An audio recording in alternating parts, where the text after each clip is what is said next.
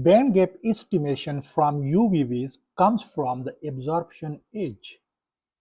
This steep rise marks the onset of electronic transitions. So the key question is, where exactly is band gap?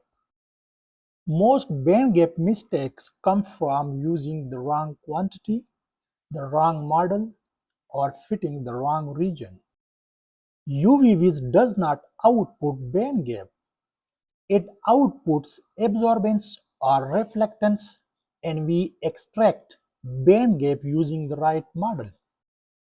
For solutions, absorbance is the right quantity. UV-Vis measures absorbance directly, and Beer-Lambert law applies as long as the sample is dilute and optically transparent. Outside these conditions, band gap values become unreliable. Solution-based UV-Vis can work for band gap estimation in colloids and semiconductors nanoparticles, but only when scattering is weak and the dispersion is well controlled. For thin films, don't use absorbance directly. Convert to the absorption coefficient because thickness is in the equation and it changes the result. Tauc analysis assumes a specific electronic transition. Choosing the wrong exponent gives a wrong band gap even if the plot looks linear. One common mistake with thin films is treating interference fringes as band gap features. These oscillations come from optical interference, not electronic transitions. Never use fringes to extract band gap.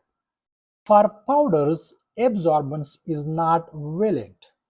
You measure diffuse reflectance and convert it using the Kubelka Munk function. That FR replaces absorbance when you build the Tauc plot.